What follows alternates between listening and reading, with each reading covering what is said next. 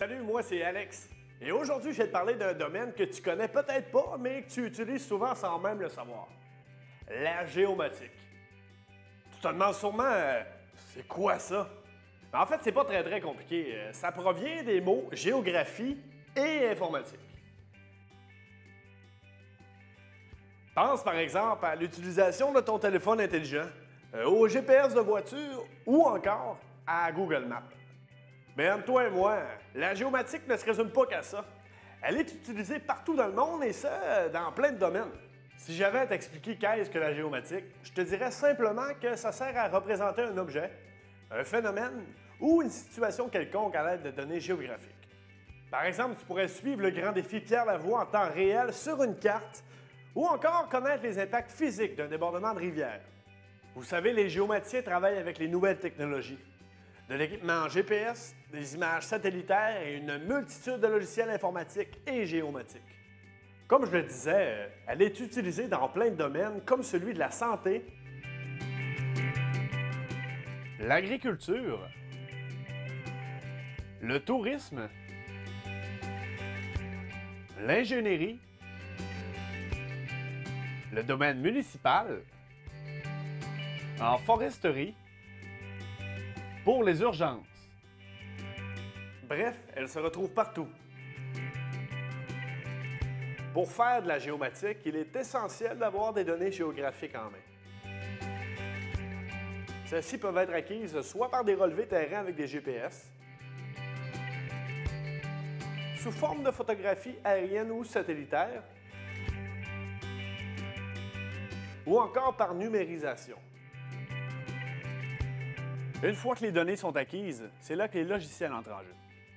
Ils vont servir à traiter les données, faire des analyses spatiales, des cartes thématiques ou encore du traitement d'images, par exemple.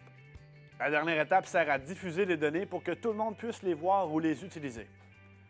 On les retrouve sous forme de cartes papier ou numériques, sur des sites web, dans Google Maps ou dans un GPS. Là, je t'ai assez parlé de possibilités et je suis certain que tu aimerais savoir si ce domaine est fait pour toi. Je vais t'aider. Est-ce que tu aimes travailler avec les nouvelles technologies et les ordinateurs? Est-ce que tu aimes travailler à l'intérieur autant qu'à l'extérieur? Est-ce que tu es attiré par le domaine de la géographie? Est-ce que tu veux travailler en équipe? Tu as répondu oui à plusieurs de ces questions? Ce domaine est peut-être pour toi. Si en plus tu as les qualités requises, je crois vraiment que tu devrais envisager de faire ce métier pour l'avenir. Un bon travailleur en géomatique doit être, à mon avis, une personne très curieuse intellectuellement, parce que les technologies évoluent tellement vite qu'il faut être à la fine pointe tout le temps, d'une part, et très consciencieuse et professionnelle. Parce qu'en géomatique, ce que l'on fait, on produit et on traite et on gère de l'information sur le territoire.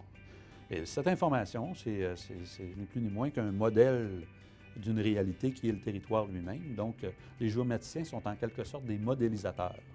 Ils bâtissent des systèmes qui vont être utiles pour la prise de décision. Alors, un géomaticien doit être vraiment consciencieux, doit être curieux, doit être ouvert sur le monde, parce que la géomatique, on en fait partout.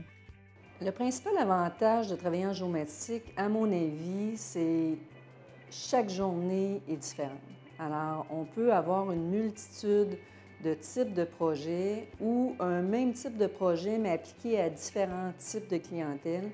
Alors, un des avantages, puis naturellement, il faut aimer ça, c'est d'avoir, de vouloir des nouveaux défis, de vouloir se dépasser et d'accepter d'aller travailler dans une tempête de neige ou d'accepter d'aller travailler sur un projet à Cancun, chose qu'on a fait ici chez Groupe Trifid. Alors, il faut aimer sortir de notre zone de confort. Oui, il y a des types de projets qu'on est capable de répondre aux attentes du technicien qui aime mieux faire toujours la même chose. Mais ici, un des avantages, c'est ça, c'est la diversification et la passion du travail est toujours la bienvenue ici.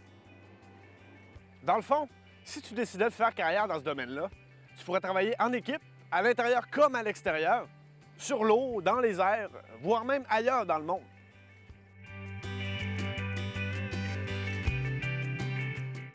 Pour faire carrière en géomatique, c'est pas très compliqué. Tu as 3 options qui s'offrent à toi. Tu peux d'abord faire un DEP afin de travailler à l'extérieur et de faire l'acquisition de données GPS. Dans ce cas, le DEP en topographie et arpentage est la solution qui te mènera à plusieurs types d'emplois comme aide géomètre, dessinateur en géodésie ou génie civil, calculateur ou opérateur en topographie. Ou tu pourrais étudier au cégep. Dans ce cas, tu pourrais travailler avec des données géographiques dans des logiciels spécialisés afin de faire de la cartographie, par exemple. Au collégial, plusieurs programmes sont offerts. Un DEC en géomatique, option cartographie ou option géodésie, ou encore une attestation d'études collégiales en géomatique. Et tu pourras par la suite occuper des postes de technicien en cartographie, technicien en géomatique, technicien en photogrammétrie, technicien en prise de photos aériennes ou technicien en arpentage. Tu peux aussi choisir une formation universitaire afin de faire de l'analyse de données et de la gestion de projet. Plusieurs formations universitaires sont offertes. Un bac en sciences géomatiques, un bac en génie géomatique, un bac en géomatique appliqué à l'environnement. Et les types d'emplois qui y sont reliés sont arpenteur géomètre, ingénieur en géomatique, géomaticien et spécialiste en géomatique appliquée à l'environnement.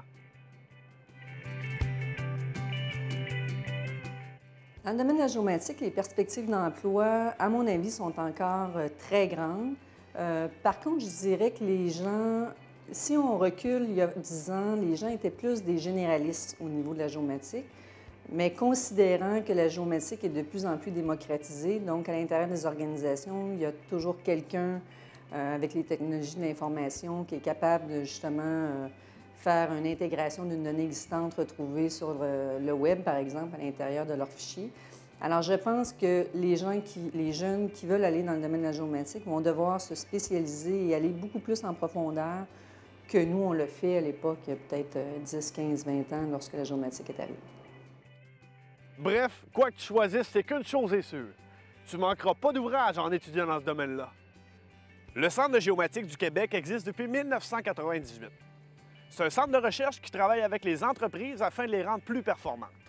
Il dispose d'une équipe dynamique, toujours à l'affût des nouvelles technologies.